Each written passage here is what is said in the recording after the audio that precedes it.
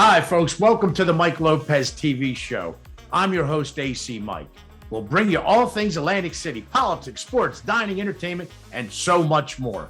On tonight's show, we will be taking a trip and diving into some history and culture of Atlantic City. First up is my pal, Rich Tolson. He's the vice chair of the Casino Reinvestment Development Authority, also known as the CRDA. After Rich, we'll be with Atlantic City historian and author, Vicki Levi. Wrapping up today's show will be our friend, Richard Helfant, Executive Director and CEO of the legendary landmark, Lucy the Elephant. Stick around. We'll be right back with our first guest.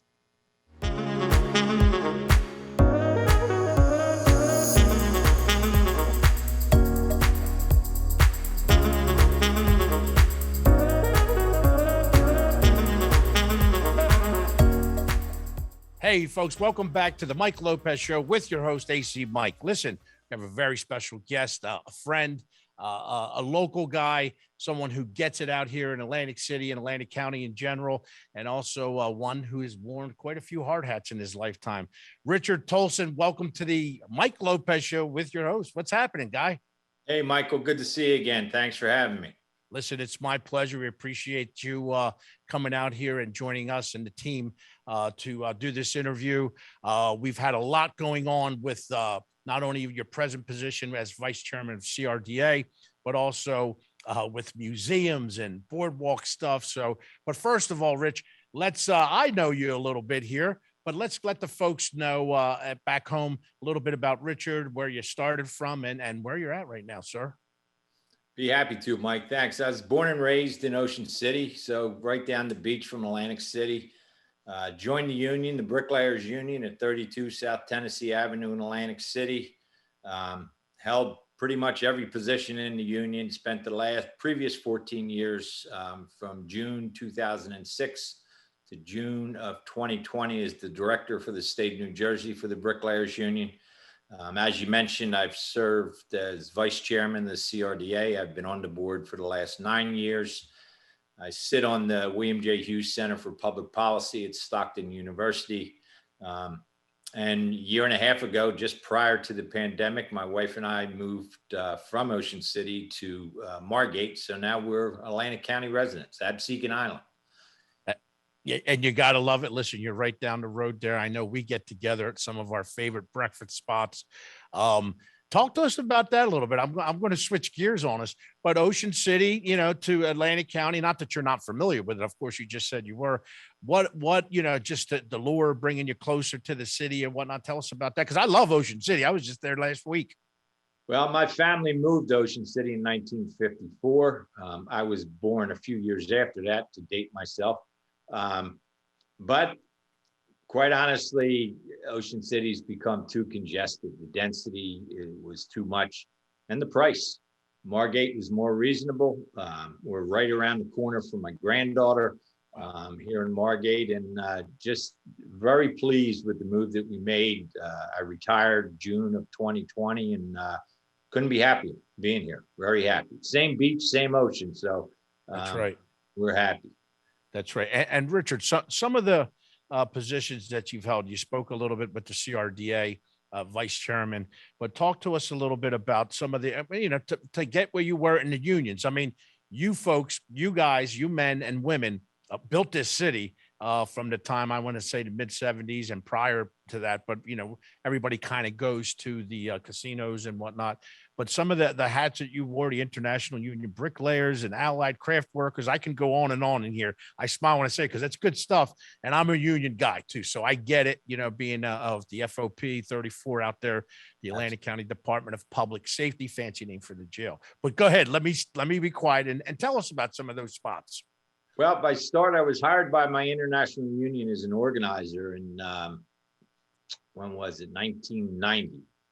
From there, I held various positions as an officer throughout my career for 32 years, and financial secretary, president of the local, and then as they consolidated unions, not just ours, but all the other building trades unions throughout the state,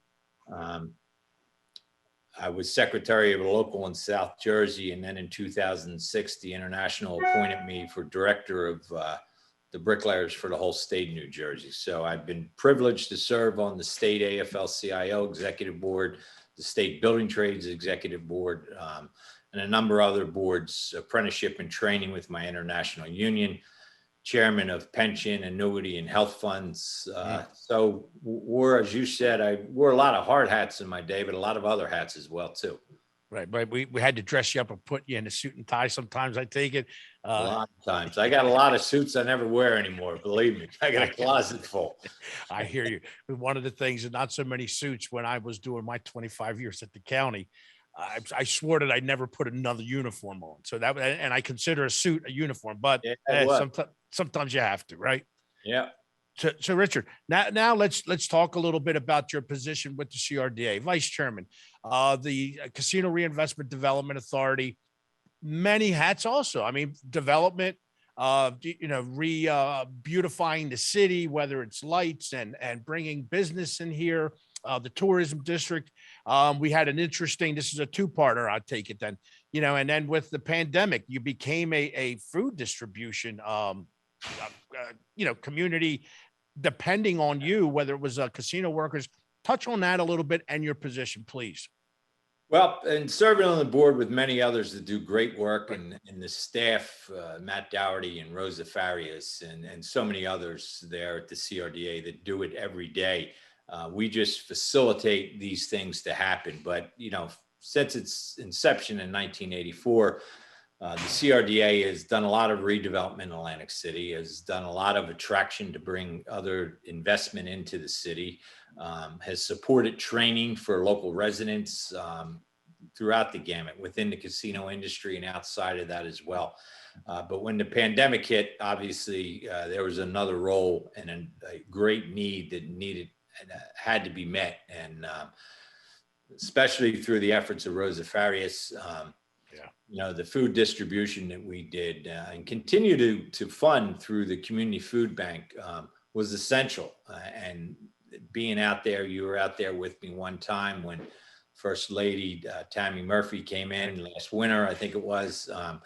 The need is great. The need is always greater than what we're able to provide, but we've done a lot and we'll continue to meet those needs as necessary. And Richard, listen, as a local guy, as a resident, someone who did some work with the CRDA Special Improvement Division for 3 years and the ambassador program as a supervisor, I love what you do. I got to see what happens in there. I don't want to say a naysayer, but we're all like that. We got the eye that popped up and we want to see where the money's going, what's going on. I could not be more happier and see what goes on. Hey, listen, sometimes we butt heads, and I guess even the board does at times, but that's all part of it. And I just want to give you an applause, and the board and Rosa Wepa for her, what she does. She's a great woman. You got a lot of leaders there. Now, listen, I want to touch on something. We got a couple minutes here at the end of the show, and we're going to have Richard back, hopefully as a returning guest, and also on our radio show in the very near future. The Atlantic City Labor Museum, a passion for you. Tell us about that. Well, it certainly is a passion and something that I felt the need since I retired that needed to be recognized. Coming from Union Hall in Atlantic City, as I mentioned today, the opening, Mike, I stood on the shoulders of so many that came before us, and they needed to be remembered. Their efforts, their sacrifices, their commitment, their successes needed to be acknowledged. But one of the driving motivations for me was the educational element that we'd be able to offer to the local school districts, to bring the children there, to see how Atlantic City has been built, to see how it's been serviced by the members of the Local 54 and others, to see how the nurses from Atlantic Care and the surrounding hospitals have brought us back to health, especially over the last year and a half. The teachers that educate our children. The museum recognizes all the labor unions, not just the building trades, but all the labor unions, the police, the fire that protect us. So it was a passion for me. It was put together pretty quickly. The idea was brought together about mid-April, and we opened on September 3rd. It's going to continue to grow and evolve. We've had other show interests since the opening. We're going to keep it fresh and move things around and bring in new displays. But you were up there, you saw it. It's a great spot at the entrance of Boardwalk Hall, right off the boardwalk, across from the Workers' Memorial Monument. Just beyond that is where the Atlantic City Museum is and the Miss America Museum. So it's a great added attraction to Boardwalk Hall for union members and non-members alike.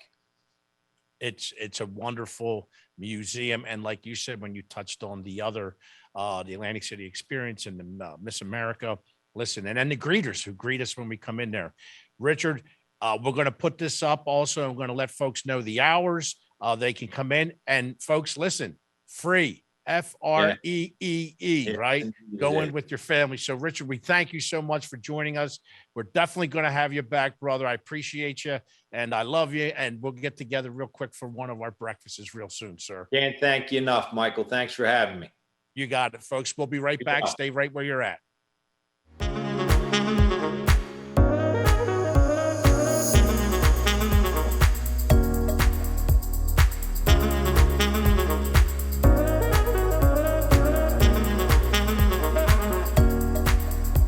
Hey, folks, welcome back to the Mike Lopez Show. Again, I'm your host, ACMike Lopez. They call the AC Atlantic City Mike. Well, listen, we got the real Atlantic City personality here who's been through it for many, many years. Don't ask her how old she is because she looks beautiful at any age, and she's killing it right now as we speak. A very good friend of mine, Vicki Levi. Welcome to the show. It's my pleasure to finally be on camera with you, Mike. It's a new experience. It's, you know what, it's a new experience for me too. Vicki and I go back a little bit. I'll tell a quick little story. 3-4 years ago, it may have been, walking through the lobby of Boardwalk Hall, 10,000 people for graduation, Stockton University. And the lobby is being redone, and it's the Atlantic City experience, which we'll touch on a little bit. And this woman comes out of these drapes and says, "Hey, you with the hat, come here. I want to show you something." And that's how we met 4 years ago. And I still tell that story all the time. And here we are again. Vicki, tell us a little bit about you. Drop back, because we could take an hour with you. But well, you know, I mean, the apocryphal story is that I sang on the boardwalk in Atlantic City before the national anthem. I don't know if that's true, but it could have been. My dad was the chief photographer at Atlantic City, and my mom was kind of a stage mom. So I was a very precocious little girl.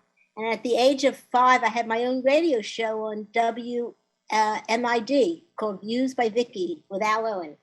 And then, you know, when Bess Meyerson was Miss America in 46, I carried her train every night down in Convention Hall when she gave her crown away to Marion Buford. So ever since I was a little kid, I participated in Atlantic City, in the hullabaloo of Atlantic City. And then I became a teenager, not as interested, went to college. But then I wanted to do a book about Atlantic City. And my father had passed away at the time, but I got together with Lee Eisenberg, who was the editor of Esquire magazine, Susie Suttle from Atlantic City, and Rod Kennedy. And we put together, you know, kind of what was the Bible of Atlantic City, the book Atlantic City, 125 Years of Ocean Madness. And I had collected so much stuff that, along with Florence Miller and Tony Kuchera, we opened up the Atlantic City Historical Museum on Garden Pier. And that was taken over by the library, Heather Perez at the library. And that morphed into the Atlantic City experience. So it's been, you know, a process of getting the story out, glorifying the history. And it's been a wonderful journey. And, you know, I love Atlantic City. I always have, always will, like you, Mike. Yep. And sand in my shoes, we say, sand in my shoes. So that's my story. But I have other interests too. As you know, you came to my show in Miami, that I did a show in Cuba. I've been to Cuba many times. I've done books on Cuba. There's a lot of similarity between Havana and Atlantic City. I even do a program on that. So that's who I am.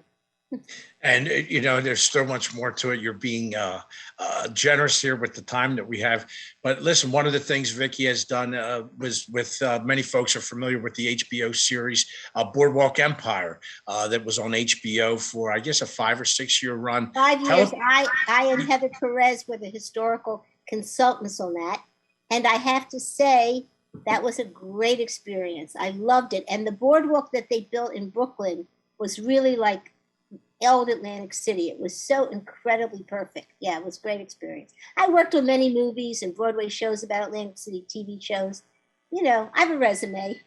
You have a resume a couple pages long, and then you're still involved. You do many things. We spoke about it before we went on for our interview here. Your affiliation. We're with Stockton University. I'm so honored to be part of the Stockton team and family, to be able to broadcast this show and tape it with the students and staff. Tell us your involvement with Stockton and some of the great people you work with. Well, I'm really a big fan of Stockton, and I work with Wendell White, who's the Distinguished Professor of Arts at Stockton, and we curated the Atlantic City Historical Museum for 20-some years.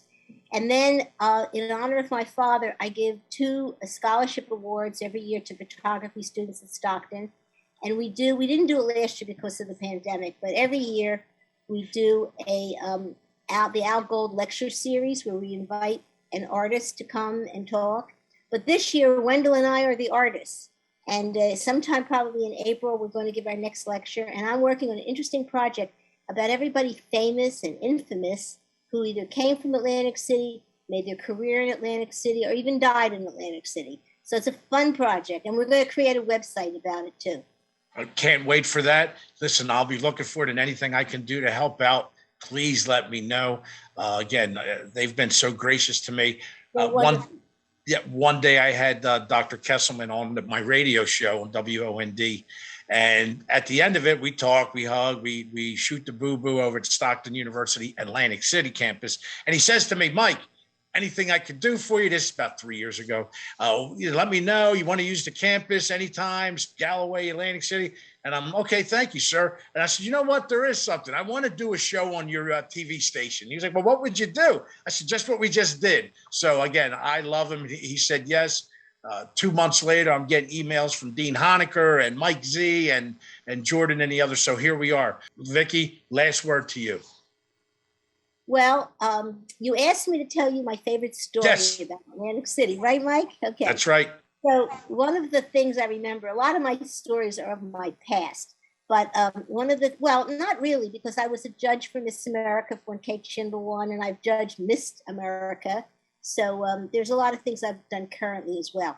But when I was a little girl, about 7, I was the flower girl on the wedding in the diving bell on the Steel Pier. That was so exciting and frightening to me. I was so afraid to go into the depths of the murky sea. And we went down in the diving bell, and you couldn't see anything. It was just murky water. But anyhow, I felt a little calmer. And then you whoosh up. You just whoosh up. So that was a fun little memory of mine. That's awesome. And you know what? I'm sure you have so many more. Vicki, listen, we appreciate you coming to the lens for us for the show. Can't wait to have you here in Atlantic City on the 401, 48 blocks, and us taking a walk on the boards. And listen, continue to be that ambassador you are. You've been doing it for many decades. You continue to do it. What you do is make the city beautiful, whether it's the Atlantic City experience, the Stockton affiliation. We appreciate you and thank you. I thank you from the bottom of my heart for being a friend. And I feel the same way about you, Mike, and I would always do anything for you, Mike. Thank you kindly. Folks, stay right where you're at. We'll be right back.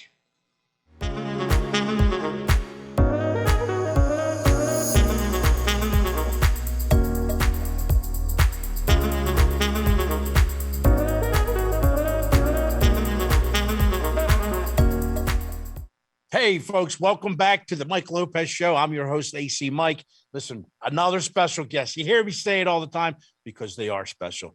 It's the guests, the followers, the viewers, and all you folks that bring the Mike Lopez Show to life. And this is a gentleman that brings a lot of things besides the Mike Lopez Show to life.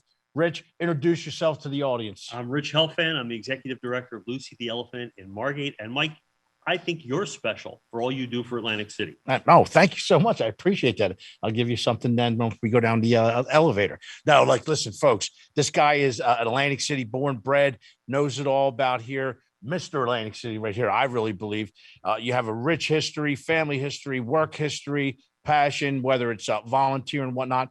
We want to talk, but by the time this airs, the Miss America competition or pageant, I think you guys could still call it pageant. We call it a pageant. That's right. That It's good. still a pageant. It'll have been played out though, but just tell a little folks a little bit about that history and let them know what it's all about. So the Miss America pageant was formed 30 years ago by John Schultz and Gary Hill, who are probably the most preeminent gay couple in the region. And John owned all of the nightclubs back in the day, and had this idea that all the people, not all the people, but a lot of the people who worked behind the scenes at Miss America never got to see the pageant. They missed it. So he thought, and they all came to his clubs after the preliminary nights and even after the finals. They came to his club and partied. So he thought, let's do a pageant for the people that missed it. We'll call it Miss America, and we'll do it as a fundraiser. So John was one of the founders of the South Jersey AIDS Alliance. So the money back then all went to the AIDS Alliance. The first year, a very modest show was done on the deck of Studio 6, and the winner got a Burger King crown, and he was presented with a bouquet of dead roses in the one ads of the Atlantic City Press.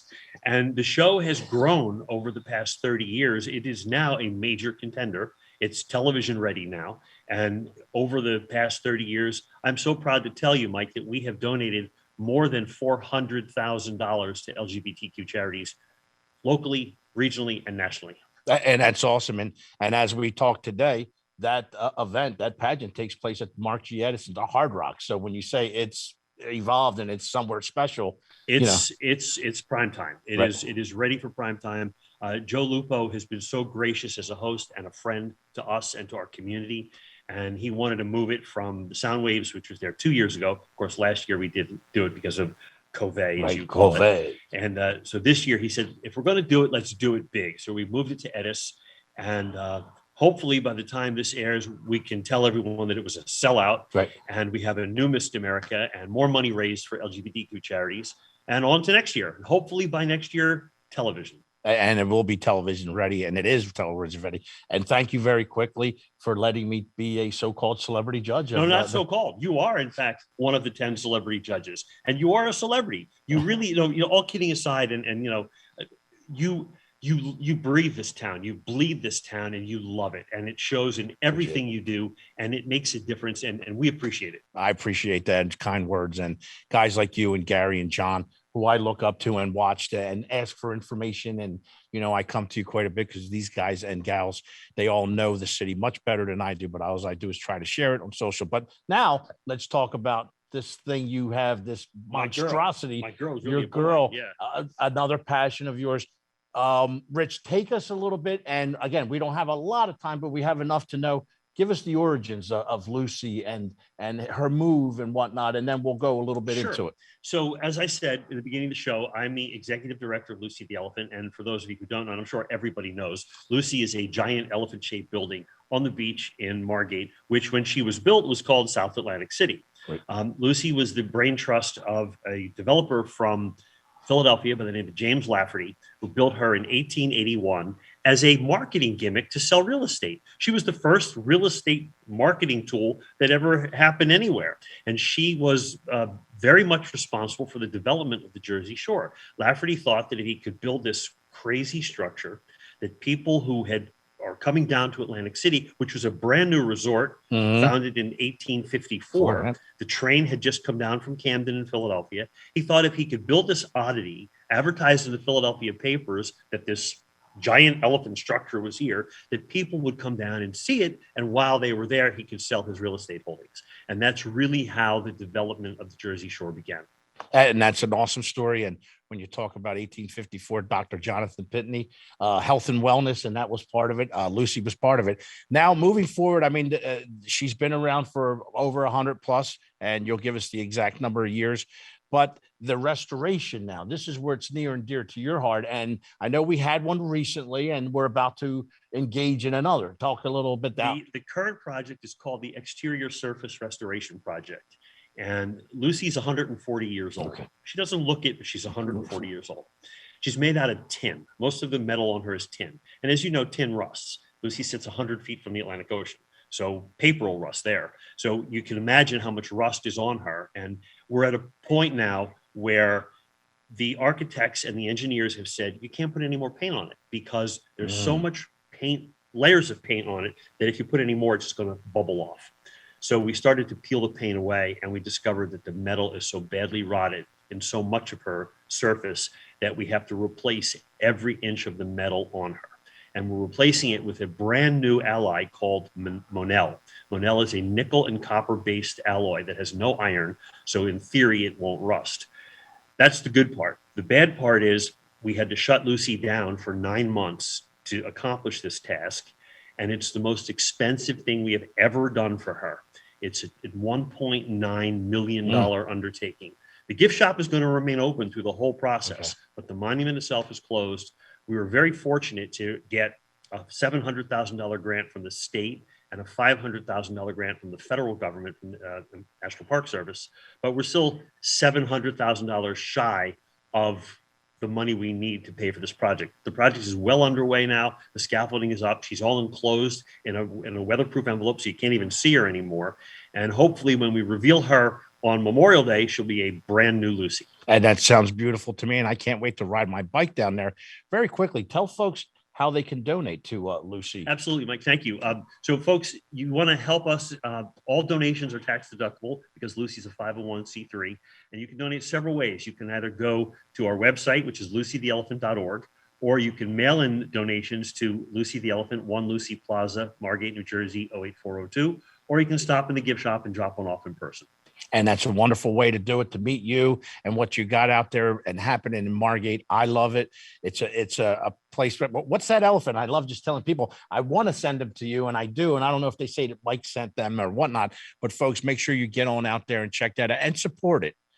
We are one of the few communities, beach communities, that have this type of community togetherness, whether it's Margate, Ventnor, Atlantic City, Brigantine, Absecon, that works together. And that elephant is only going to survive by the folks donating and loving it and accepting and embracing it. And you know, Mike, I'm glad you said that, because to the visitor coming to our region, it's all Atlantic City. They don't know geographic boundaries. Right. We're all part of Atlantic City. We all need to embrace Atlantic City because Atlantic City is the economic engine that feeds all of us. And Lucy is a big part of the tourism package for the region.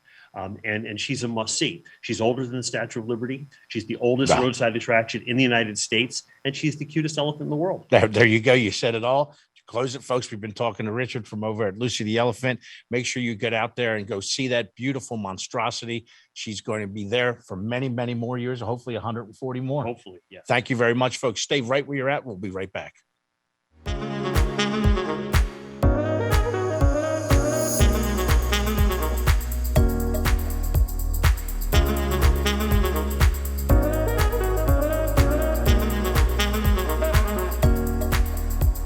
Hey, folks, it's our belief here at the Mike Lopez TV Show that you, the viewers and our guests, bring the show to life. Thanks to each and every one of you for joining us. Special thanks to Stockton University and all our guests tonight. To learn more about ACMike, follow me on Facebook at Mike Lopez, ACMike, LiveWorkPlayAC, and on Instagram at ACMikeNJ. Remember, folks, at all times, live, work, play, AC. I'll see you on the 48 blocks.